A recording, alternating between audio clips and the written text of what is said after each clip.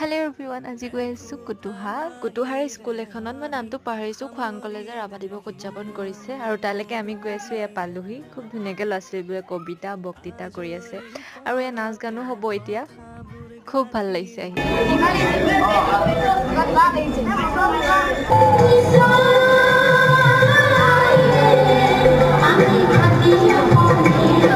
পাছফালে এই ল'ৰা ছোৱালীখন মানে অকল ল'ৰাই বুলি ক'ব পাৰি, ইমান উৎপাত কৰিছে মুঠতে। তাৰমানেতো মোক ইনষ্টাগ্ৰামৰ আইডি খুজিছে। তাৰপিছত ইয়াত প্ৰাইজবোৰ পেকিং কৰিব আছিলে, আমি পেকিং কৰিলোঁ। তাৰপিছত ভোকো লাগিলে, কিবা খাব আনিলোঁ, চিপছ আনিলোঁ, খালোঁ। তাৰপিছত আকৌ গম পালোঁ ভাত দিছে বুলি, লগালগ ভাত খাইছোঁগৈ। আকৌ ভোকো লাগি আছিল যেনিবা।